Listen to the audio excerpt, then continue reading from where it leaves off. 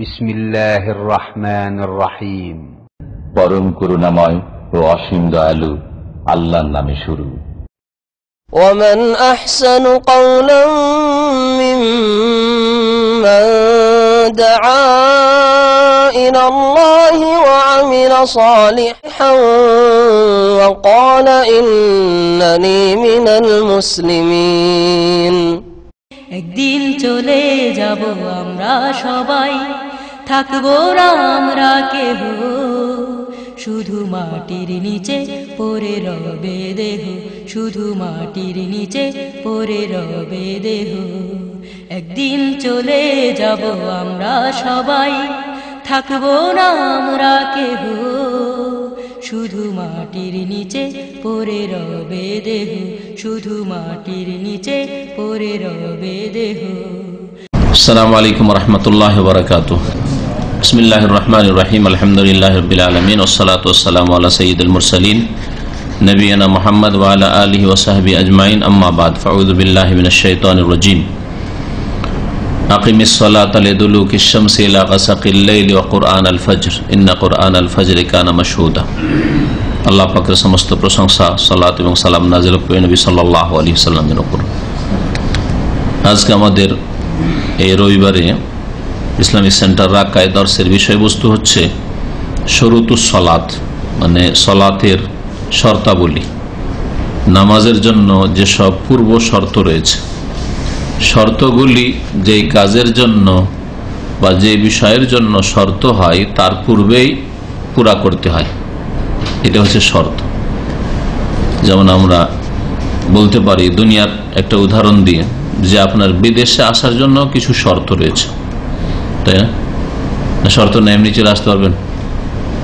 Passport শর্ত রয়েছে, visa শর্ত রয়েছে, হ্যাঁ হ্যাঁ, মেডিকেল শর্ত রয়েছে, ইমিগ্রেশন, হ্যাঁ আপনার চেক হইতে হবে, তারপরে না বের হইতে পারবেন।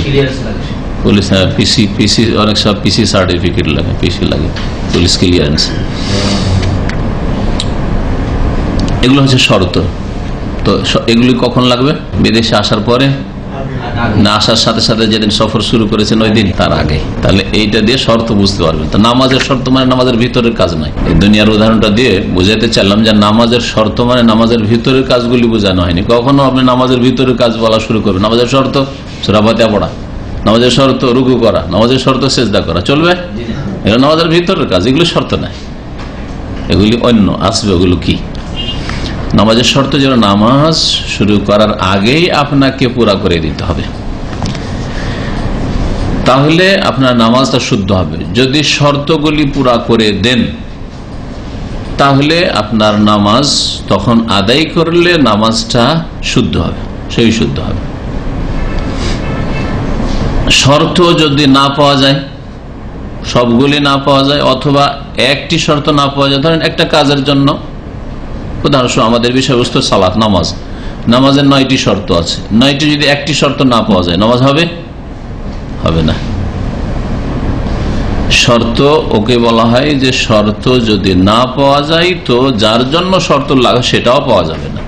আপনার সবগুলি ঠিক আছে, পাসপোর্ট হয়ে গেছে, ভিসা হয়ে গেছে, কিন্তু মেডিকেল আনফিট, একটা শর্ত পুরা করতে পারলেন না, আসতে পারবেন? আসতে পারবেন না। বুঝতে পারলেন না? নামাজের বেশ কিছু শর্ত আছে কিন্তু একটা শর্ত আপনার নাই, তাহলে আপনার নামাজ হবে না। শর্ত, তাহলে যে শর্তগুলি লাগানো হয়েছে সে শর্তগুলি যদি না থাকে, একটি অথবা একাধিক অথবা সবগুলি, তাহলে ওই কাজটা সহি শুদ্ধ হবে না। শর্ত যদি পুরা হয়ে যায়, সবগুলি শর্ত আপনার মধ্যে আছে, তো বিদেশে আসা হয়ে যাবে। বিদেশে আসার সবগুলি শর্ত আছে, না আসলে আসা হবে না, ঠিক না? সবগুলি শর্ত, আমি গেলে যেতে পারি যেখানে, আমার ভিসা এসে আছে বাড়িতে, পাসপোর্ট আছে আমার কাছে, মেডিকেলে ফিট হয়ে আছে, বাড়িতে আসলেন না, বিবি নিষেধ করলো না, যেতে হবে না, দেশে ডাল ভাত খাও, হবে আসা? তাহলে বোঝা গেল যে নামাজের শর্তগুলি সবগুলি আপনার কাছে বিদ্যমান আছে, তারপরেও নামাজ শুরু না করে নামাজ হবে না, নাকি শর্ত পুরা গুই দিয়ে নামাজ হয়ে যাবে? এবার বুঝতে পেরেছেন? হ্যাঁ, এই জন্য শর্তের সংজ্ঞায় ওলামারা বলেছেন যে মা ইয়ালজামু মিন আদামিহিল আদাম, শর্ত ওকে বলা হয় যে শর্তটা না থাকলে যার জন্য শর্ত লাগানো হচ্ছে মশরুত সেটা হয় না, শর্ত নেই সেজন্য ওই কাজটা হইল না, শর্ত পুরা করতে পারেনি সেজন্য। ওয়ালাই আলজামিন উজুদেহিল উজুদ, আর শর্ত বিদ্যমান থাকলে যে যার জন্য শর্ত লাগা হয়েছে সেটা হয়ে যাবে তাও না, জরুরি না। শর্ত পুরা আছে কিন্তু কাজ করলেন না বা হইল না। এখন চলেন শর্ত সম্পর্কে লেখক কি বলছেন। শুরুতুস সালাত ওয়া হিয়া তিসআ, সালাতের নামাজের শর্তাবলী হচ্ছে 9টি। প্রথম হচ্ছে ইসলাম, মানে মুসলিম হওয়া, মুসলিম হওয়ার শর্ত। তাহলে কেউ যদি মুসলিম না হয় আর সারা জীবন ধরে নামাজ পড়ে, নামাজ শুদ্ধ হবে না। কাফেরের মুশরিকের কোনো আমল কবুল হয় না।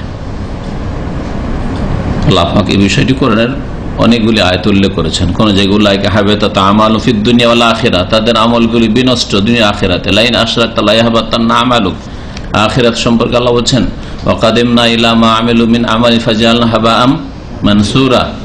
কাফের মুশরিকদের আমলগুলিকে উদ্দেশ্য করব আমি আখিরাতে হাসরের মাঠে।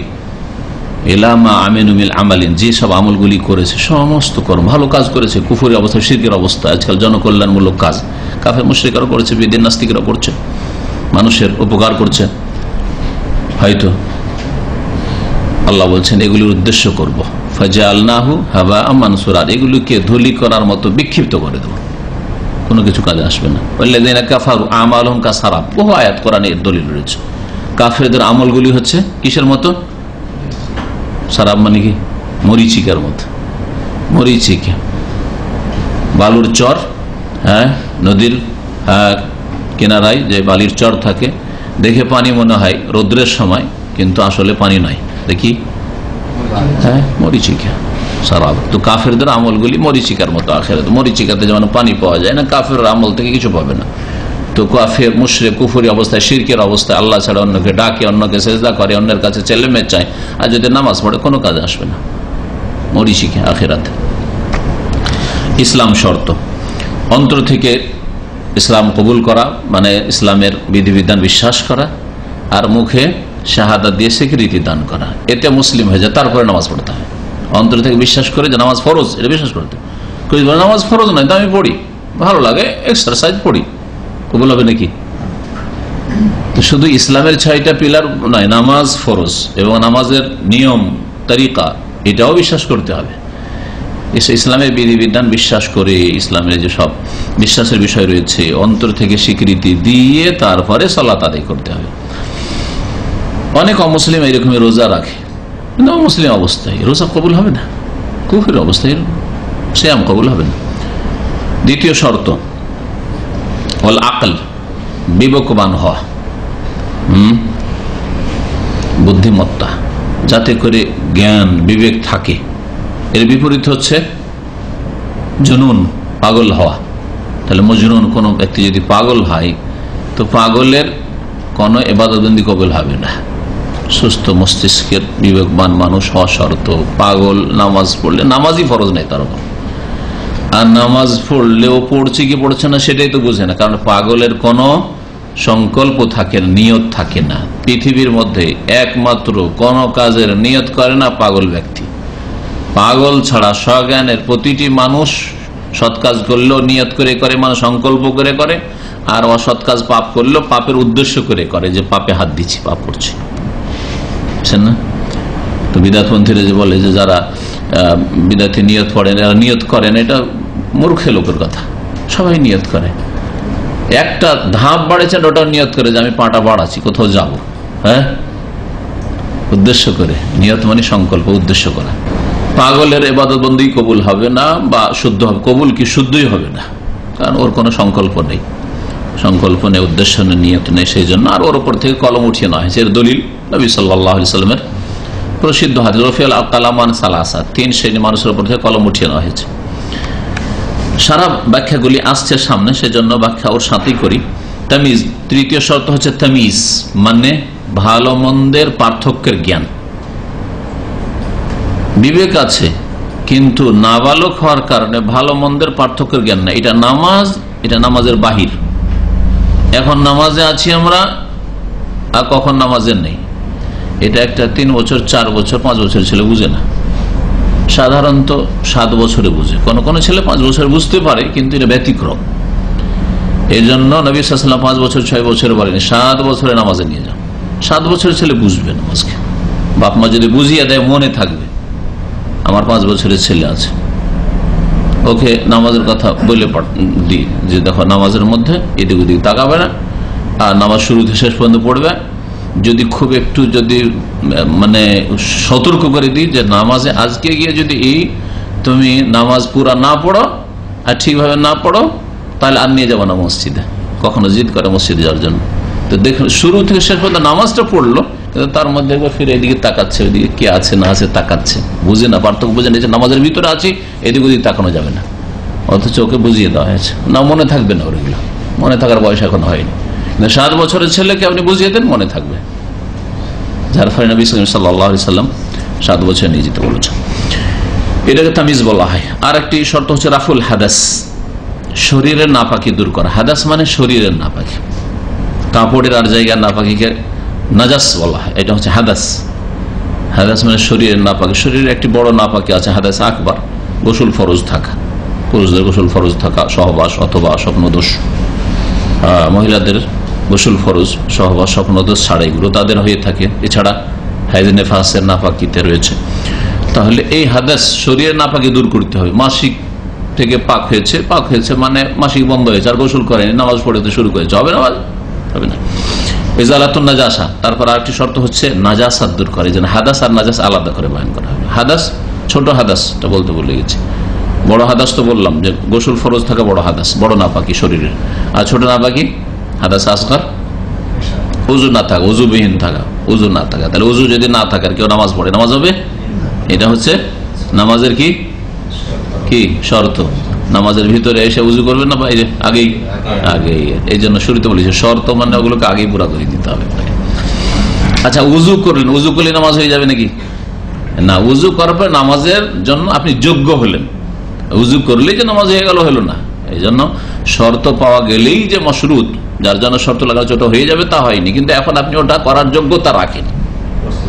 জি, ওয়াইজালাতুন নাজাসা, নাজাসাত দূর করা। নাজাসাত শরীরে যদি লেগে থাকে তাও দূর করতে হবে, কাপড়ে লেগে থাকে তাও দূর করতে হবে, যেই জায়গায় নামাজ পড়েছেন ওই জায়গায় যদি থাকে তাও দূর করতে হবে। যতটুকু জায়গায় সালাত আদায় করেছেন ততটুকু জায়গায় যাতে নাপাকি না থাকে। অনেকে ভাবে ধরে একটা বড় লম্বা চাদর আছে, লম্বা চাদরের 4 ভাগের 1 ভাগ আপনি সালাত আদায় করছেন, আর ওই চাদরের এক কিনারাতে নাপাকি লেগে আছে, নামাজ হবে না? হবে না?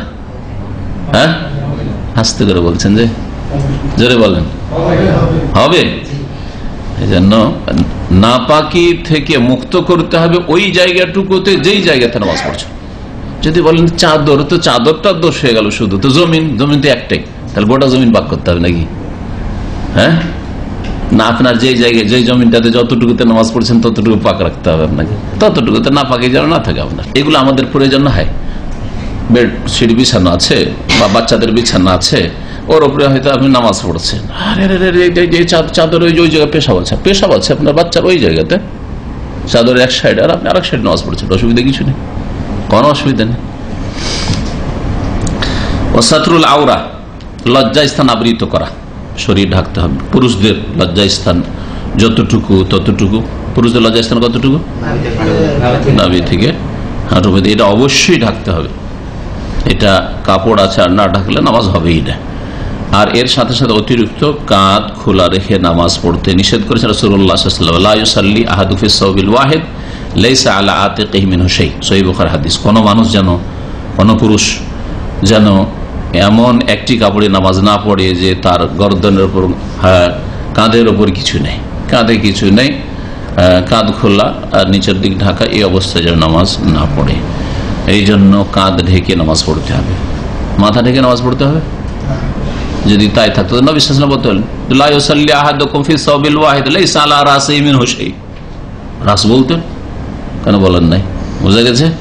এটা ভাড়াবাড়ি। তাহলে ঠিক আছে, আপনি জিনত অলংকার নেন না, টুপির ওপরে উতরা, না হয় আমামা পাগড়ি আরো কিছু নেন, হ্যাঁ সে আলাদা কথা, কিন্তু যেটা আল্লাহ চাপাননি ওইটা আপনি চাপাবেন কেন? এটা হচ্ছে জরুরি করে চাপিয়ে দেওয়ার একটা হচ্ছে সাজ, এটা বেশি ভালো লাগে, এটা বেশি ইসলামিক পোশাক লাগে, এটা একটু ঢিলা ঢালা পোশাক লাগে, তো ভালো কথা, করুক না। মহিলাদের পুরো শরীর ঢাকতে হবে, পুরো শরীর মাথা থেকে পা পর্যন্ত ঢাকতে হবে।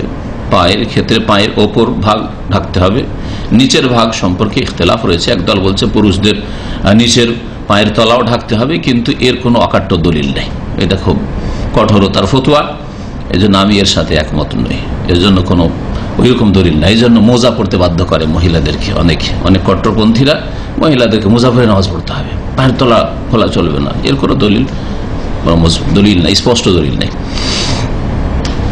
কিন্তু বাকি শরীর ঢাকা থাকতে হবে, চুল খোলা না থাকে।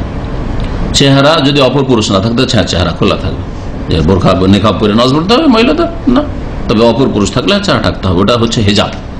হেজাব আলাদা জিনিস আর সতর আলাদা জিনিস। সতরুল আওরা, লজ্জাস্থান আবৃত করা নামাজের জন্য শর্ত, আর হেজাব করা অপর পুরুষ থাকলে হেজাব করতে হবে।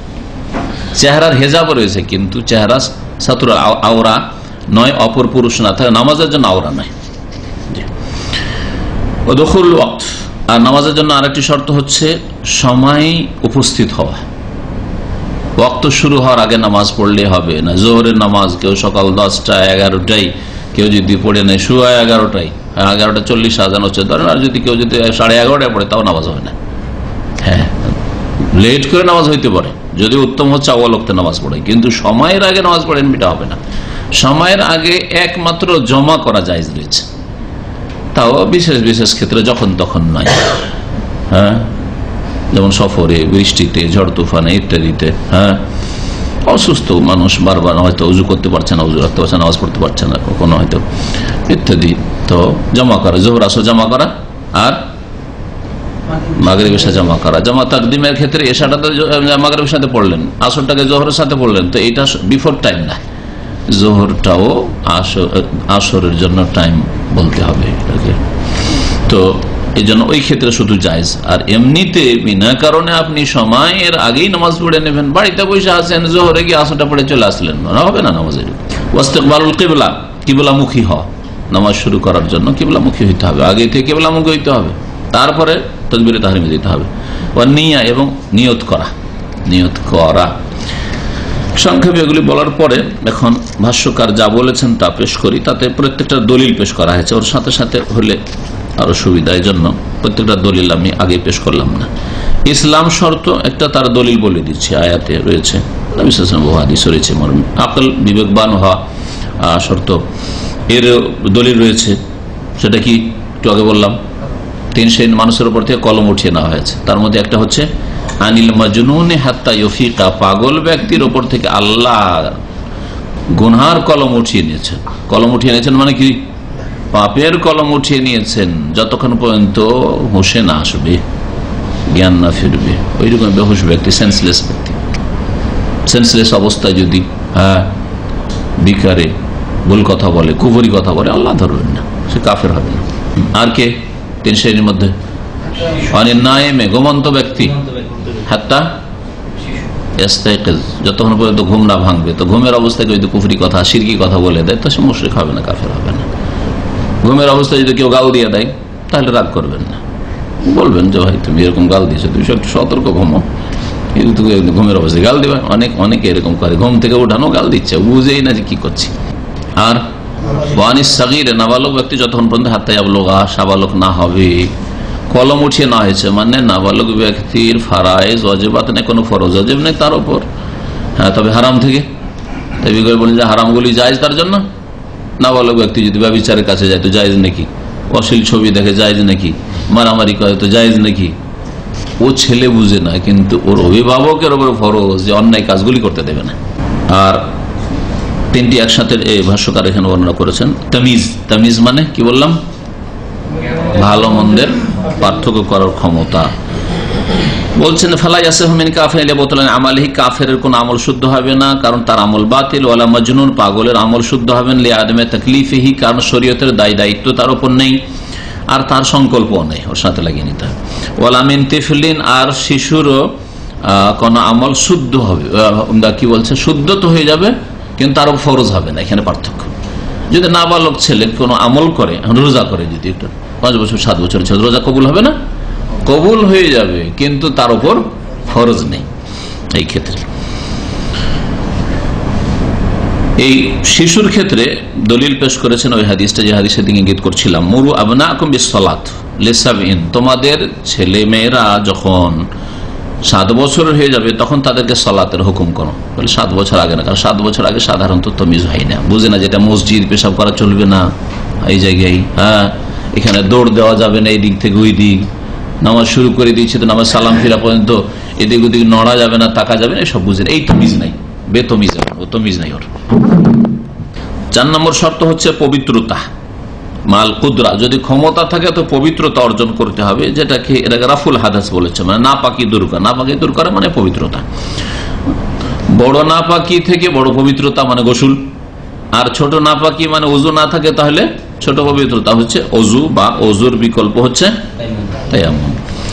লিকাউলিহি সাল্লাল্লাহু আলাইহি ওয়াসাল্লাম, দলিল পবিত্রতা যে নামাজের জন্য শর্ত, গোসল ফরজ হয়ে থাকলে গোসল করা, ওযু যদি না থাকে ওযু করা, ওযু না করতে পারলে তায়াম্মুম করা, আর এমনিতে তায়াম্মুমের ব্যবস্থা আছে, ওযুর ব্যবস্থা আছে, তায়াম্মুম চলবে না, বা তায়াম্মুমের ব্যবস্থা আছে, ওযুর হতে ব্যবস্থা নেই, আপনি বিনা তায়াম্মুমে নামাজ পড়ে নেবেন, নামাজ হবে না। দলিল নবী সাল্লাল্লাহু আলাইহি ওয়াসাল্লামের হাদিস, লা তুকবালু সালাতুন বিগাইরি তুহুরিন, বিনা পবিত্রতায় কোন সালাত কবুল হয় না, কোন নামাজ কবুল হয় না, পবিত্রতা না থাকলে নামাজ কবুল হয়। এটা তিরমিজির প্রথম হাদিস, তিরমিজির প্রথম হাদিস। এই হাদিস সম্পর্কে ভাষ্যকার লিখছেন যে মুসলিম, আবু দাউদে আছে, কিন্তু সহিহ মুসলিমে আরেক ভাষায় হাদিসটা রয়েছে, লা ইয়াকবালুল্লাহু সালাতা আহাদিকুম ইযা আহদাসা হাত্তা ইয়াতাওয়াদ্দাহ, তোমাদের কোন মানুষের নামাজ আল্লাহ পাক কবুল করবেন না ইযা আহদাসা, ওযু ভঙ্গ হয়ে গেলে, অথবা হাদাস, বড় হাদাস হয়ে গেলে, গোসল ফরজ হয়ে গেলে, যদি ওযু ভঙ্গ হয় হাত্তা ইয়াতাওয়াদ্দাহ, যতক্ষণ পর্যন্ত ওযু না করে নেবে, ওযুর বিষয়টা বলা হয়েছে। আর শারতুল খামেস, পঞ্চম শর্ত হচ্ছে সময় আসা, সময় আসার আগে নামাজ পড়লে নামাজ হবে না। ফজরের নামাজ অনেকে ডিউটির জন্য জিজ্ঞেস করে যে আমাদের গাড়ি ছুটে যায়, আজানের 10 মিনিট আগেই তো নামাজটা পড়ে কি গাড়িতে বসতে পারবো? না, পারবেন না। তবে আল্লাহু আকবার আজান হয়ে গেছে আর তারপরে এখনো 20 মিনিট 25 মিনিট পর নামাজ জামাত শুরু হবে, হ্যাঁ আল্লাহু আকবারের সাথে আপনি নামাজ শুরু করে দেন, নামাজ জায়েজ, জি ওয়াক্ত হয়ে গেছে। আল্লাহ তাআলা এর দলিল, মহান আল্লাহ ইরশাদ করেছেন, আকিমিস সালাতা লিদুলুকিশ শামস, আল্লাহ পাক নামাজের সময়গুলিতে ইঙ্গিত করেছেন, সালাত কায়েম করো সূর্য গড়ে গেলে বা ঢলে গেলে, মাথার উপর থেকে সূর্য ঢলে গেলে কি করো? নামাজ কায়েম করো। কিসের? এটা জোহর ইঙ্গিত করা হয়েছে। ইলা গাসাকিল লাইল, রাতের অন্ধকার পর্যন্ত, আর সূর্য গড়ে যাওয়ার পরে থেকে শুরু করে 2টো নামাজ রয়েছে, একটা হচ্ছে জোহর আর একটা আসর, যেটা বিস্তারিত আয়াতে উল্লেখ করা হয়নি, শুধু ইঙ্গিত করা হয়েছে। এলাকা রাতের অন্ধকার পর্যন্ত এতে ইঙ্গিত করা হয়েছে মাগরিব এশার দিকে, তাহলে 4 ওয়াক্ত হয়ে গেল। কুরআন আল ফজরে, আর ফজরের সালাত, ফজরের কিরাতে হাজির হবে, মানে ফজরের সালাতে ইঙ্গিত করা হয়েছে, তো 5 ওয়াক্ত হয়ে গেল। কোরআনে কারীমে ইশারা ইঙ্গিতে 5 ওয়াক্তের কথা রয়েছে স্পষ্ট, কোথাও 5 ওয়াক্ত 5 শব্দটি কোরআনে কারীমে আসেনি। এতে থেকে বোঝা যায় যে কোরআনকে যেমন ভাবে মানবেন ওইভাবে রাসূলের হাদিসকে মানতে হবে। কেউ যদি বলে যে কোরআনে তো 5 শব্দটা স্পষ্ট নেই, সুতরাং আমি যদি 3 পড়ে নিই তাহলে সে মুসলিম নয়, আমি 4 পড়বো, মুসলিম নয় সে, ঠিক না? কারণ নবী সাল্লাল্লাহু আলাইহি ওয়াসাল্লাম মেরাজ থেকে নামাজ নিয়ে এসে বলেছেন 5 সালাওয়াতিন, 5 ওয়াক্ত নামাজ। জি,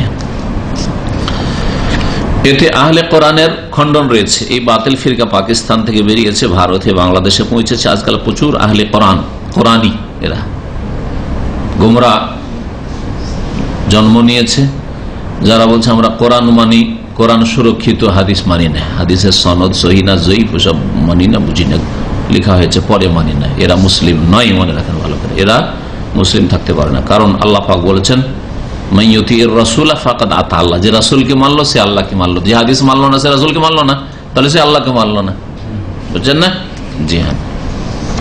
ওয়াইন তুতিউহু তাহতাদু, আল্লাহ আর আয়াতে বলছেন সূরা নূরে যে তোমরা যদি রাসূলের আনুগত্য করো, রাসূলকে মানো, তাহলে হেদায়েত পাবে। তাহলে বোঝা গেল কেউ হাদিস যদি না মানে তাহলে হেদায়েত পাবে না, গোমরা।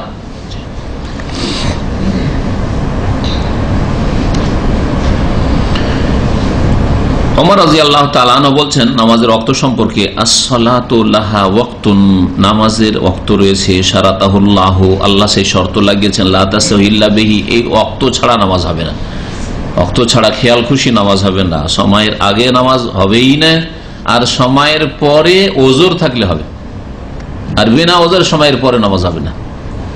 বুঝে রাখেন ভালো করে। সময়ের আগে আপনি বলছেন যে আমি আসলে ফ্লাইটে জার্নি করব, শহরে বেরিয়ে যাব, সেই জন্য সময়ের আগে আমি জোহরটা পড়ে নিতে চাইছি, হবে নামাজ? আমি আসলে এক্ষুনি ফ্লাইটে চাপবো মাগরিবের 10 মিনিট আগে, এই জন্য সূর্য ডুবার আগে মাগরিবটা পড়ে নিতে চাইছি, আমার ওজোর আছে, চলবে?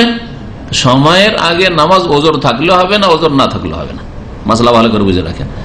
আর সময়ের পরে, সময় হওয়ার পরে লেট করে, বিলম্ব করে, কাজা করে ওজোর থাকলে কবুল হবে, আর বিনা ওজোরে যদি হয় কাজা তাহলে কবুল হবে না। আর ওজোর শরীয়তে নবী সাল্লাল্লাহু আলাইহি ওয়াসাল্লামের হাদিসে রয়েছে অনিচ্ছাকৃত ঘুম অথবা ভুলে যাওয়া। ইচ্ছা করে ঘুমানো না, ইচ্ছা করে ঘুমিয়ে গেলেন যে ঘুমটা তো পুরা হয়নি, একটানা 5 ঘন্টা দিয়ে দিই, আর তারপরে সকাল 7টা 8টা উঠে ডিউটি যাওয়ার আগে ফজর পড়ে নেবো, এইরকম বিনা ওজোরে যারা ওয়াক্ত পার করে নামাজ পড়বে নামাজ কবুল হবে না, নিঃসন্দেহ, এতে কোনো সন্দেহ রাখবেন না। এটা হচ্ছে শরীয়ত, এ হচ্ছে ওয়াক্তের গুরুত্ব। ইন্নাস সালাতা কানাত আলাল মুমিনিনা কিতাবাম মাওকুতা, কোরআনে কারিমে একটি আয়াত রয়েছে যে নিশ্চয়ই সালাত মুমিনদের উপর, কানাত আল মুমিন কিতাবান মানে মাকতুবান, ফরজ করা হয়েছে, মাওকুতা ওয়াক্তে ওয়াক্তে, টাইমে টাইমে, টাইম নির্ধারণ আল্লাহ পাক করে দিয়েছেন। এই জন্য এখানে ওই হাদিসের একটা অংশ নিয়ে এসেছেন যে ওয়াহুয়া হাদিস জিবরিল, আর একটি হাদিস জিবরাইল আলাইহিস সালামের হাদিস, হিনা আম্মান নবী সাল্লাল্লাহু খামস, যখন জিবরাইল আলাইহিস সালাম এসে নবী সাল্লাল্লাহু আলাইহি ওয়াসাল্লামের ইমামতি করেছেন, ইমাম জিবরাইল আর মুক্তাদি রাসূলুল্লাহ সাল্লাল্লাহু আলাইহি ওয়াসাল্লাম বিসসালাওয়াতিল 5 ওয়াক্ত নামাজের 2 দিন ধরে, মেরাজের রাতের পরের দিন এসেছেন জিবরাইল আলাইহিস সালাম, আসার পরে প্রথম দিন আউয়াল ওয়াক্তে, দ্বিতীয় দিন শেষ ওয়াক্তে নামাজ পড়িয়ে দিয়ে বলছেন জিবরাইল, সুম্মা কালা, বলছেন জিবরাইল আলাইহিস সালাম, মা বাইনা হাযাইনি ওয়াক্তুন, এই 2 ওয়াক্তের মাঝখানে ওয়াক্ত, এই 2 দিন যে দুটো ওয়াক্তে নামাজ পড়া, আউয়াল ওয়াক্তে পড়াইলাম প্রথম দিন, শেষ ওয়াক্তে পড়াইলাম দ্বিতীয় দিন, এর মাঝখানে হচ্ছে তোমার উম্মতের সালাতের ওয়াক্ত। যোহরের নামাজ উদাহরণস্বরূপ আপনার 11:45 বা 46 আজকে ছিল, হ্যাঁ ঠিক না, এই থেকে শুরু করে 3:16 আসর আজান, তার 3:16 আগে পর্যন্ত শেষ যোহরের ওয়াক্ত। আসর শুরু হয়ে গেল, মাঝখানে কোনো বিরতি না, আসর শুরু হয়ে গেল মাগরিব পর্যন্ত টাইম, আউয়াল ওয়াক্ত শেষ ওয়াক্ত। মাগরিব পর্যন্ত যদিও টাইম হোক, কিন্তু মাগরিবের আগে আধা ঘন্টা এটা অপছন্দনীয় ওয়াক্ত। সেই জন্য জিবরাইল আলাইহিস সালাম দ্বিতীয় দিন মাগরিবের 10 মিনিট আগে পড়াননি, ঘন্টাখানেক আগে পড়িয়েছে। হ্যাঁ, অর্থাৎ আমাদের দেশি হানাফি ভাইদের যে আসরের বিলম্বের নামাজ, ওইটা জিবরাইল আলাইহিস সালামের দ্বিতীয় দিনের নামাজ ছিল, আর প্রথম দিনের নামাজ ছিল আউয়াল ওয়াক্তে, যে সৌদি আরবে যেমন নামাজ হচ্ছে, বুঝতে পেরেছেন? জি। আশারতুস সাদিস, 6 নম্বর শর্ত হচ্ছে সাতরুল আওরা মাল কুদরা, ক্ষমতা থাকলে লজ্জা স্থান আবৃত করে। ক্ষমতা থাকা মানে কি? ক্ষমতা মানে আপনার কাছে কাপড় আছে, কাপড় যদি না থাকে, হ্যাঁ ভাই আপনার কাছে কাপড় যদি চোর ডাকাতে ছিনতাইকারীতে কেড়ে নিতে, করবেন কি? নামাজ পড়বেন না? আজকালকার বেনামাজিদের দলের মতো বেনামাজিরা যদি মেহমান হয়ে আসে আর যদি নামাজ পড়তে বলেন, কাপড় খারাপ, কি বলে? কাপড় খারাপ, খারাপ, এদের কাপড় খারাপ থাকে। আমি এই জন্য বলি এদেরকে, আল্লাহ হেদায়েত করে এসব লোকদেরকে, যে মহিলাদের তো মাসে 7 দিন খারাপ থাকে, 6 দিন খারাপ থাকে, আর এদের সারা বছর এটা খারাপ থাকে, এদের কাপড় খারাপ থাকে, এদের শরীরই খারাপ থাকে, বুঝতে পারছেন? মহিলাদের চাইতে এদের খারাপ অবস্থা, নাপাকির অবস্থা, এদের কাপড় খারাপ থাকে, নামাজ পড়বে না সেই জন্য কাপড় খারাপ। শয়তান এভাবে গুমরাহ করেছে এদেরকে। এমন কিছু দিয়ে লজ্জা স্থান ঢাকতে হবে, লা ইয়াসিফুল বাশারা, যাতে করে চামড়া প্রকাশ না পায়, জাহের না হয়। এমন পাতলা কাপড় নাই আজকালকার, যে আজকাল বাংলাদেশের শাড়ি বা ভারতের শাড়ি, যে সব শাড়ি যেতেও শাড়ি পরে, এই শাড়ি শুধু শাড়ি দিয়ে লজ্জা স্থান আবৃত হবে, এটা ঢাকা। একেবারে পাতলা কাপড়, আদি কাপড়ের পাঞ্জাবি, লজ্জা স্থান আবৃত হবে নাকি? ওটা যদি পায়জামা হয় হবে ওই কাপড়ের, চলো ওপর দিকে না হয়, এদিকে না হয়, আওরা নাই পুরুষের, হ্যাঁ হবে? হবে না। এত পাতলা চিকন কাপড়ে যেমন চলবে না, তেমন এত টাইট কাপড়ও চলবে না, যে যেমনই রুকুর দিকে গেল তখন এমন টান দিলে পিছন দিক থেকে নাভির নিচে দিকে প্যান্ট নেমে গেল, ঠিক না? আর এদিক থেকে দেখা যায়, আর গেঞ্জি দিকে টি শার্ট এমন টান দিলে এদিকে যখন রুকু দিচ্ছে উপরের দিকে টান দিল, 2 দিকে টান দিল, আর মাঝখানে ফাঁকা হয়ে গেল, আর এই পিছন দিকের যে ফাটল আছে, ফাটল পর্যন্ত দেখা যায়, নাউজুবিল্লাহ, এত খারাপ লাগে, নোংরা লাগে। আস্তাগফিরুল্লাহ। নামাজ হবে এই অবস্থায়? এদের নামাজ হবে না, লজ্জা স্থান খুলে যাচ্ছে। দলিল লজ্জাস্থান আবৃত করতে হবে। এর কোরআনে কারীমের আয়াত আল্লাহ পাক ইরশাদ করেছে, ইয়া বানি আদম, হে আদম সন্তান, খুযু যিনাতাকুম ইনদা কুল্লি মসজিদ, তোমরা প্রত্যেক মসজিদে আসার সময় অর্থাৎ সিজদার সময়, সালাতের সময় তোমরা তোমাদের সাজসজ্জা অলংকার গ্রহণ করো, তোমাদের পোশাক পরিচ্ছদ গ্রহণ করো। আয়াত সূরা আরাফ আয়াত নম্বর 31। নবী করিম সাল্লাল্লাহু আলাইহি ওয়াসাল্লামের আরেক হাদিস মহিলাদের সম্পর্কে, লা ইয়াকবালুল্লাহু সালাতা হাইজিন ইল্লা বিখিমারিন। এই হাদিসের অর্থ কি হবে সালিম? লা ইয়াকবালুল্লাহু সালাতা হাইজিন। এক মাদ্রাসার তালিব ইলম এই হাদিসের অর্থ করেছে যে ঋতুবতী মহিলার নামাজ কবুল হবে না ওড়না না থাকলে। হাইজ মানে হাইজ অবস্থায় যে আছে ধরেছে, ঋতুবতী মহিলা যা ঋতু অবস্থায় আছে তার নামাজ কবুল হবে না ইল্লা বিখিমার, তোর ওড়না থাকলে নামাজ কবুল হবে। তার মানে মাসিক অবস্থায় নামাজ হবে ওড়না থাকলে, নাকি? এটাই হাদিস। হাদিস এই হাইজ মানে কি? এই জন্য ফিকহ লাগবে, শুধু আরবি ভাষা জানলে হবে না, একটু জ্ঞান লাগবে ইসলামের। যে হাইজ মানে এখানে নবী সাল্লাল্লাহু আলাইহি সাল্লাম ঋতুবতী মহিলা, ঋতু অবস্থায় থাকা মহিলাকে বোঝার নিয়ে কি বুঝিয়েছেন? মাসিক অবস্থায়, মাসিকের বয়সের অবস্থায় পৌঁছেছে, অর্থাৎ সাবালিকা, বালেগা। সাবালিকা মহিলার বা সাবালিকা মেয়ের সালাত কবুল করবেন না আল্লাহ পাক ইল্লা বিখিমারিন, ওড়না না থাকলে। তাহলে বোঝা গেল যে নাবালিকা মেয়ে, আপনার 7 বছরের ছেলে মেয়েদেরকে নামাজ পড়তে বলা হয়েছে, 7 বছরের মেয়ে যদি ওড়না নাও থাকে, চুল খোলা থাকে, মাথা খোলা থাকে, নামাজ পড়ে, অসুবিধা নেই। বুঝা গেছে? কিন্তু যখন হাইজ, 9 বছরে 10 বছরের মেয়ের মাসিক হয়ে গেছে, সাবালিকা হয়ে গেছে, তখন তার জন্য ওড়না লাগবে, না হলে নামাজ কবুল হবে না। তো মহিলাদের অতিরিক্ত শর্ত হচ্ছে যে তাদের গোটা শরীর যেহেতু আওরা, ঢেকে রাখার বস্তু, সেই জন্য তাদের জন্য ওড়না লাগবে। আর এমন ওড়না ঢিলা ঢালা হইতে হবে যাতে পুরোটা ঢেকে থাকে, এমন না হয় যে রুকু সিজদায় যখন গেল তখন ওড়না এদিক ওদিক থেকে উঠে গেল বা খুলে গেল। এই জন্য বড় ধরনের হইতে হবে, আর যাতে করে সেটা এই খোলা না থেকে, যদি এখানে যেমন বন্ধগুলো থাকছে এগুলো হলে ভালো, এই পর্যন্ত যদি থাকে তাহলে নিরাপদ বেশি। আজকাল যেগুলি পাতলা ওড়না পাওয়া যাচ্ছে, এতে যদি নামাজ শুরু করে তো অনেক সময় রুকুতে যাওয়ার সময় বা রফুল এদেন করার সময় উঠে যেতে পারে। জি হ্যাঁ, তো এগুলো খেয়াল রাখতে হবে, অথবা মাথা থেকে ঢিলা হয়ে খুলে যেতে পারে।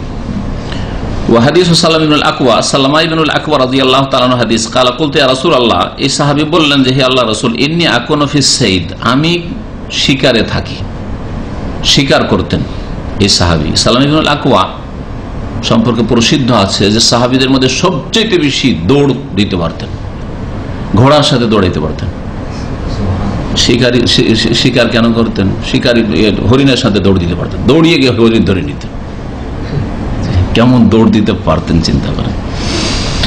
ওয়াসাল্লিফিল খামিসুল ওয়াহিদ, আর আমি একটা জামায় নামাজ পড়ি, একটা জামা, জুব্বা ধারলে, এটা কামিজ, এটাকে আজকাল নাই আমরা আমাদের ভাষায় জুব্বা বলছি, আরবরা এটাকে সব বলছে।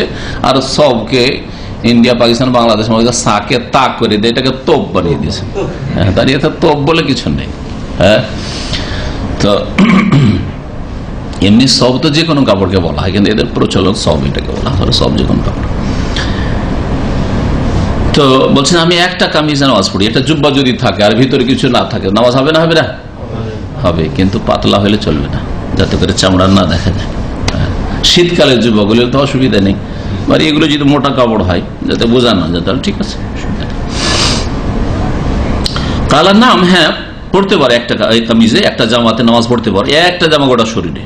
ওয়াজরুরহু ওয়ালাউ বিশাওকা, তবে তুমি ওয়াজরুর, জিররুন মানে বোতাম, বোতাম লাগিয়ে নিও। তো বোতাম ছিল না তো, জির মানে কমপক্ষে বন্ধ করে নিও, বোতাম দিয়ে যা বন্ধ করা হয় ফাটলগুলো, ফাটলগুলিকে বন্ধ করে নিও। ওয়ালাউ বিশাওকা, যদিও কাঁটা দিয়ে হোক না কেন, বোতাম পাচ্ছ না তাহলে কাঁটা, হ্যাঁ পিন, আজকে না পিন তৈরি হয়েছে, আর এতে গোরের কাঁটা, কুলের কাঁটা দিয়ে হবে না, আর কিছু কাঁটা দিয়ে হবে না, কাঁটা দিয়ে আপনি জড়াই নিল, যথেষ্ট। সাহাহ তিরমিজি, এই দুটি হাদিস ইমাম তিরমিজি সহিহ বলেছেন। ইমাম ইবনে আব্দুল বার ইজমা উল্লেখ করেছেন, আলা ফাসাদি সালাতে মান সাল্লা উরিয়ান ওয়া হুয়া কাদির আলাল ইস্তিতার, কারো যদি লজ্জাস্থান আবৃত করার মতো ক্ষমতা থাকে, তার কাছে কাপড়ের ব্যবস্থা আছে বা তার ক্ষমতা আছে, আসামি বাঁধা আছে, উলঙ্গ করে আসামিদেরকে অনেক জালেমরা যারা মানবাধিকার লঙ্ঘন করে উলঙ্গ অবস্থায় রাখে, হাত পা বেঁধে রেখেছে, কাপড় আছে কিন্তু কাপড়ের কাছে পৌঁছতে দিচ্ছে না, অথবা কাপড় তাকে পড়তে দিচ্ছে না, নামাজ পড়বে না? অবশ্যই নামাজ পড়বে, অবশ্যই নামাজ পড়বে। তো বলছে যেই ব্যক্তি সক্ষম কাপড় ব্যবহার করতে সে যদি উলঙ্গ হয়ে নামাজ পড়ে তাহলে তার নামাজ ফাসিদ বাতিল। এর উপর ইজমা নকল করেছেন ইমাম হাফেজ ইবনে আব্দুল বার। আল্লাহু আ'লাম। আর শর্তুস সাবে, সপ্তম শর্ত হচ্ছে ইজতিনাবুন নাজাসা, নাপাকি থেকে বেঁচে থাকা। নাপাকি যেন লেবাদানেহি, শরীরে না থাকে, ওয়াসাবিহি, কাপড়ে না থাকে, নিজের কাপড়ে, অবুকাতেহি, আর যেই জায়গায় নামাজ পড়ে সেই স্থানে সেই জায়গায় যেন নাপাকি না থাকে। লিকাউলিহি তাআলা, দলিল হচ্ছে মহান আল্লাহর বাণী সূরাতুল মুদ্দাসসির আয়াত নম্বর 4। আল্লাহ বলছেন ইয়া আইয়ুহাল মুদ্দাসসির কুম ফাআনজির ওয়া রাব্বাকা ফাকাব্বির ওয়া সিয়াবাকা ফাতাহির। ওয়া সিয়াবাকা ফাতাহির, হে নবী তোমার কাপড়কে পাক পবিত্র রাখো, পাক পবিত্র রাখো। ওয়াকাউলুহু সাল্লাল্লাহু আলাইহি ওয়াসাল্লাম, নবী সাল্লাল্লাহু আলাইহি ওয়াসাল্লামের বাণী লি আসমা বিনত আবি বকর, কে আবু বকর মে আসমাকে বলেছে বিদামিল হাইজ, মাসিক, হ্যাঁ মাসিক রক্ত সম্পর্কে, তাহুত্তুহু, মাসিক রক্ত যদি কাপড়ে লেগে যায় তো কি করবো ইয়া রাসূলুল্লাহ? তখন জবাবে বলেছেন নবী সাল্লাল্লাহু আলাইহি ওয়াসাল্লাম তাহুত্তুহু, হাত্তা ইয়াহুত্তু মানে ঘষা দেওয়া। প্রথম করতে হবে কি, যদি জমাট বাঁধা রক্ত থাকে, গাঢ় হয়ে আছে, তাহলে হ্যাঁ ঘষা এই করেন। তারপর সুম্মা তাকরিসু ফিল মা, তারপরে ঘষা দেবে পানি দিয়ে, তারপর পানি দেন তাতে।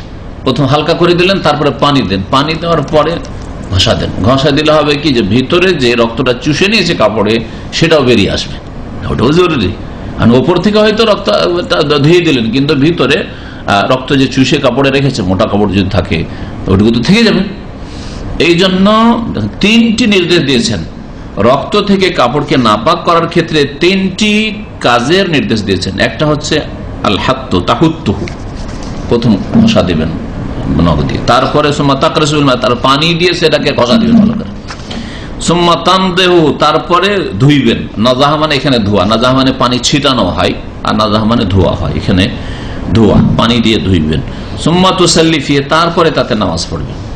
অন্য হাদিসে রয়েছে তারপরে যদি তাতে কোনো দাগ থেকে যায়, দাগ একটু দাগ থাকতে পারে, রক্তের দাগ অথবা অন্য কিছুর বীর্যের অনেক সময় দাগ থেকে যেতে পারে, কোনো অসুবিধা নেই। ধুয়ে নেওয়ার পরে যদি একটু দাগ থেকে যায়, দাগ থাকলে কোনো অসুবিধা নেই। মুত্তাফাকুন আলাইহি, হাদিস বুখারী মুসলিমের। আর শর্তুস সামিন, 8 নম্বর শর্ত হচ্ছে কিবলামুখী হওয়া। কোরআনে কারীমের আয়াত আল্লাহ পাক ইরশাদ করেছেন অমিন হাইসু খারাজতা ফাওয়াল্লি ওয়াজহাকা শাতরাল মাসজিদুল হারাম, হে নবী যেখান থেকে তুমি বের হও না কেন, ফাওয়াল্লি ওয়াজহাকা, নামাজ যখন পড়বে, সালাত আদায় করবে, ফাওয়াল্লি ওয়াজহাকা, তোমার মুখমণ্ডল ফিরিয়ে দেবে, শাতরাল মাসজিদুল হারাম, মসজিদে হারামের দিকে, শাতর মানে জানেব, দিকে। সূরা বাকারা আয়াত নম্বর 144। কিবলা সম্পর্কে বাইরে গেছেন, অপরিচিত জায়গা, হোটেলে নেমেছেন, কি করবেন আপনি? হ্যাঁ, আনুমানিক শুরু করে দিবেন। লোকজন যদি আশেপাশে থাকে জিজ্ঞাসা করার মতো জিজ্ঞাসা করতে পারেন, তাহলে জিজ্ঞাসা করা আবশ্যক। বিনা জিজ্ঞাসা করে নামাজ শুরু করে নামাজ হবে না। হ্যাঁ, কাউকে জিজ্ঞাসা করলেন আর ভুল গাইড করলো, নামাজ হয়ে যাবে। তারপরে পরে নামাজ পড়ে দেখছেন আরে আমি তো ভুল করেছি, নামাজ আর ধরার লাগবে না, কারণ আপনি আপনার চেষ্টা করেছেন। কাউকে পেলেন না, তখন ইজতিহাদ করতে হবে, নিজেই চেষ্টা করতে হবে কোন দিকে পশ্চিম হইতে পারে। আমাদের এখান থেকে আমরা পূর্ব দিকে যা বসবাস করি, মক্কাতুল মুকাররমা থেকে পশ্চিম দিক যদি কেউ পশ্চিম বলে, একটা অমুসলিমও পশ্চিম বলতে পারে, কিবলা বলতে পারবে না। এটা বাস্তব। আমি কোথায় গিয়ে, এবারে দুবাইয়ের হোটেলে গিয়ে, এই রমজান মাসে 11 রমজান, দুবাই গিয়ে জিজ্ঞেস করছি যে তুমি কোথাকার, বলছে যে শ্রীলঙ্কা। শ্রীলঙ্কা তো নন মুসলিম। আমি জিজ্ঞেস করলাম কিবলা কোথায় আছে, একটা প্রত্যেকটি রুমে আছে, কিন্তু এমন জায়গায় আছে আমি খেয়াল করতে পারছি না, খুঁজেছি দেখতে পাইনি, পরেও দেখালো একটা তীর দেওয়া থাকে, প্রত্যেকটা রুমে তীর দেওয়া থাকে, বিশেষ করে মুসলিম দেশগুলিতে, কুয়েতে, দুবাই, সৌদি আরবে আছে প্রত্যেকটা হোটেলে। তো জিজ্ঞেস করলাম ওকে, কিবলা কিবলা কিবলা কি জিনিস, কিবলা তো বুঝতে পারলো না। আরে বাবুরাকে কি বুঝাবো, তো বলো ওয়েস্ট কোনটা আর ইস্ট কোনটা বলো। বলছে হ্যাঁ হ্যাঁ এটা সালা, প্রেয়ার হ্যাঁ প্রেয়ার, তুমি প্রেয়ার করবো, তুমি বলো কোন দিকে মুখ করবো। তো তখন এসে আমাকে ওটা দেখিয়ে দিল। এটা হচ্ছে আমার ফরজ দায়িত্ব। আমি কাউকে পেলাম না জিজ্ঞাসা করার মতো, কেউ নেই জিজ্ঞাসা করার মতো। তাহলে আমাকে ইজতিহাদ করতে হবে, চেষ্টা করতে হবে। চেষ্টা করে যদি আমি ব্যর্থ হই, ভুল করে অন্যদিকে নামাজ পড়ি, পরে সকালবেলা বুঝতে পারে আরে গোলমাল করে দিয়েছি, নামাজ আবার দৌড়াতে হবে, নামাজ পুনরায় আদায় করতে হবে, নামাজ হয়ে গেছে ইনশাআল্লাহ। মুজতাহিদ মুফতি মুসিব, আপনি আপনার চেষ্টা করেছেন। আর শর্ত আছে, 9 নম্বর শর্ত হচ্ছে নিয়ত, মানে নিয়ত করা, নিয়ত পড়া নয়। আমাদের দেশের মানুষরা এখানেই ভুল করেছে। নিয়ত আল্লাহ করতে বলেছেন, পড়তে বলেননি। আর আল্লাহ পাকের পরে রাসূলুল্লাহ সাল্লাল্লাহু আলাইহি ওয়াসাল্লাম নিয়ত করেছেন, জীবনেও কখনো পড়েননি। তার সাহাবায়ে কেরামরা কেউ পড়েননি, সবাই নিয়ত করেছেন। 4 ইমাম আবু হানিফা, শাফি, মালিক, আহমদ, তাদের জীবনী থেকেও কেউ যদি প্রমাণ করতে পারে যে নিয়ত পড়েছেন, তাহলে বলবো যে তুমি মযহাবদারি, তুমি নিয়ত পড়ো। নিয়ত তারা পড়েন নাই, নিয়ত করেছেন। আর নিয়ত সবাই করে। একটু আগে বলছিলাম নিয়ত একমাত্র কে করে না? যে এখানে ছিল না সে বলবে। পাগলের কোনো নিয়ত নেই, পাগলের কেউ নিয়ত আছে, ও পায়খানা খেলে নিয়ত করে খাই না। কিন্তু একটা সুস্থ জ্ঞান মানুষ পায়খানা পেশাব খেলে ওই নিয়ত করে খায়, তাই না? যে পেশাবি হয়তো ওর ফায়দা আছে বলে খাচ্ছে হয়তো, কিন্তু পাগল যদি পায়খানা পেশাব খায় তাও বুঝে না যে কি খাচ্ছে না খাচ্ছে। নিয়ত করতে হবে। আর নিয়ত মানুষ যখনই কোনো কাজের উদ্দেশ্য করে, এটার নাম হচ্ছে নিয়ত। তার জন্য 1 মিনিট থামতে হবে, কিছুক্ষণ তাকে গবেষণা করতে হবে, তাকে ওটাকে হাজির করতে হবে, এসব ফালতু কথা কিচ্ছু নেই ওগুলো। যেমনই আপনি মসজিদে যাচ্ছেন আর আপনি দাঁড়াচ্ছেন, আর এখন জামাত শুরু হয়নি, মসজিদে এসছেন, আপনার তাহিয়াতুল মসজিদ পড়তে হবে। এতে সাথে সাথে আপনার নিয়ত হচ্ছে, মগজে কি অন্তরে সংকল্প হচ্ছে যে আমি এখন তাহিয়াতুল মসজিদ পড়বো, অথবা সুন্নাতে রাতে বা পড়বো। আর যখন একামত হয়ে গেল, দাঁড়িয়ে গেলেন, দাঁড়াইতে কে বলছে? আপনার ব্রেন বলছে, দিমাগ বলছে যে এখন দাঁড়া, কারণ একামত হলো, তুই মুসলিম নামাজ পড়তে এসছিস। এই যে দাঁড়াইলেন, তার মানে এই নিয়ত হচ্ছে, এমনিতে নিয়ত হচ্ছে, আলাদা করে দাঁড়াইতে হবে। কিছু লোককে দেখবেন মুখে যদি উচ্চারণ করে, নিয়ত নাও করে, তারপরেও দাঁড়িয়ে সাথে সাথে ওইদিকে যাচ্ছে, ওর হয়তো রাকাত যাবে, ও সূরা ফাতিহা পড়তে পাবে না, বা রুকুও যাবে, রুকুতে চলে গেছে, রুকু পেলে রাকাত হয়ে যাবে, ওটাও না, তারপরে দাঁড়িয়ে। দেখেছেন এরকম? খেয়াল করে দেখুন, 10, 20, 30 সেকেন্ড ও সেটাকে হাজির করছে, নিয়তটাকে হাজির করছে, যে এখানে হাজির করি যে আমি কি করছি। আর গেলেন আল্লাহু আকবার, ব্যাস যেখানে আছে ওখানে চলে যান আল্লাহু আকবার দিয়ে। নবী করিম সাল্লাল্লাহু আলাইহি ওয়াসাল্লামের হাদিস হচ্ছে নিয়তের দলিল, যে নিয়ত করতে হবে। ইন্নামাল আমালু বিন্নিয়াত, নিশ্চয়ই সমস্ত আমল নির্ভর করে নিয়তের উপর, অন্তরের সংকল্প। অন্তরের সংকল্প যেমন হবে তেমন কাজের ফলাফল হবে। শুদ্ধতাই এবং বাতিল হওয়াই, পূর্ণ হয়, অসম্পূর্ণ হয়। আর আপনার নিয়ত যদি সহি থাকে তাহলে আমল সহি হবে। নিয়ত যদি বাতিল থাকে, খারাপ থাকে, তাহলে আমল খারাপ হবে। নিয়ত যদি পূর্ণ থাকে, তো পূর্ণ নিয়ত একবারে খালেস নিয়ত, তাহলে আমলও খালেস হবে, একবারে নিখুঁত নির্ভেজাল হবে। যদি আপনার নিয়তে ঘাটতি থাকে, তো আমলেও ঘাটতি হবে। কি বলছেন? কথাগুলি বলছেন? প্রত্যেকটার একটা করে উদাহরণ দেওয়া যেতে পারে, একটা করে বহু উদাহরণ আপনার জীবনে আছে। আপনি এখানে এসছেন, কি নিয়তে এসছেন বলেন? দিন শেখার জন্য, তাই না? দর্শক এসে দিন শিখবো, ইসলামী সেন্টার রাখায় দিন শেখার জন্য এসছেন। নিয়ত করেছেন না করেন নাই? অন্তরে এই সংকল্প নিয়ে এসছেন। এতে সবাইকে আমরা নেকির দিক দিয়ে সমান হব? কখনো না, সবাই নেকির দিক দিয়ে সমান হব না। নিয়তে পার্থক্য থাকতে পারে। কারণ নিয়ত এরকম হতে পারে যে আমি তো নিয়মিত যেতে পারবো না, বা আমার এত সম্ভব না দূর থেকে আসা, তো আজকে চলো সার্টিফিকেট নিয়ে আসি। সার্টিফিকেট না হবে দাস শোনা হবে, নিয়ত দুটা যোগ হইলো না, হলো না? নেকি অবশ্যই পাবে, দিন অবশ্যই শিখলো, কিন্তু তার সাথে আর একটা উদ্দেশ্য কি হলো? যোগ হলো। ভালো উদ্দেশ্য দিলাম, খারাপ উদ্দেশ্য এর চাইতে বেশি বললাম না, খারাপ। কিন্তু হইতে পারে যে আমি এক লোকের কাছে টাকা পয়সা পাবো, আর ওই লোককে ইসলামী সেন্টার না গেলে পাওয়া যাবে না, ওখানে গিয়ে ধরবো, আর ও টাকা দিচ্ছে না, লোকজনের সামনে ধরবো, যাতে করে টাকা দিতে বাধ্য হয়। আসলে দাস শুনতে আসতো না, দাস শোনাটা তার সাথে সাথে হয়ে গেল। হ্যাঁ, কি নিয়তে এসছে? টাকার নিয়তে এসছে, টাকাটা হাসিল করবে। তার সাথে সাথে হয়তো যাচ্ছি তখন দাসটাও শুনিনি, ওটাও নিয়ত করেছে, কিন্তু ওটা 2 নম্বরে আছে। তো নেকি সমান সমান হয়ে যাবে নাকি? একজন লোক খালেস নিয়তে দার্স শোনার জন্য এসে, আর একজন টাকাটাও হাসিল হবে, মেলা দেখা হবে, কলা বিক্রি করা হবে, তো সব সমান সমান নাকি নাকি না? কখনো সমান নাকি না। ইন্নামাল আমালু বিন্নিয়াত। এইরকম একেবারে যদি ফাসেদ নিয়ত থাকে, বাতিল নিয়ত থাকে, কেউ যদি নিয়ত করে যে আমি নামাজ পড়ছি কারণ শরীর চর্চাইতে রয়েছে, আমাকে খুব সুন্দর ব্যায়াম লাগে, নাকি পাবে? জিরো, জিরো, ঠিক না? জি। আমি নামাজ পড়ছি কারণ নামাজ না পড়লে মাদ্রাসার ছাত্র রাখবে না আমাকে, নাকি পাবে? জিরো। ইন্নামাল আমালু বিন্নিয়াত। নামাজ আমি পড়ি, কিন্তু নামাজটা ঘরেও পড়ে নিতাম হয়তো, কিন্তু আজকে মসজিদে যাচ্ছি কারণ বিশিষ্ট ব্যক্তি বাড়িতে এসছে, ওর সাথে এখন মসজিদে গিয়ে জামাতে হাজির হইতে হবে। নামাজের নেকি তো পাবে, কিন্তু কমবে না? কমবে না, অবশ্যই কমবে। এই জন্য বললাম, শুদ্ধ হয়, অশুদ্ধ হয়, পূর্ণ হওয়ায়, অসম্পূর্ণ হওয়ায় আমল নির্ভরশীল কিসের উপর? নিয়তের উপর। এই জন্য অনেক সময় একটা লোক পাপ না করেও পাপী হতে পারে।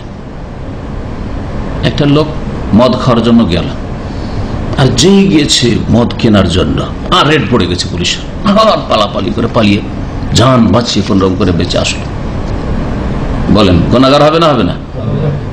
গুনাহগার হবে না? হবে না? অবশ্যই গুনাহগার। কারণ ও মদ আসলে খেত, বরং খেয়ে নিয়েছে বলতে হবে যদি পারতো তাহলে, ঠিক না? কিন্তু পারেনি। এইরকম যে কোনো গুনার ক্ষেত্রে নেন, যে কোনো গুনার ক্ষেত্রে উদাহরণ নেন। আর একটা লোক গিয়েছে গুনার কাছে, মদের কাছে, তারপর আল্লাহর ভয় হয়েছে, আমি মুসলিম ছেলে আর সৌদি আরব এসেছি, আর আমি মদ খাবো।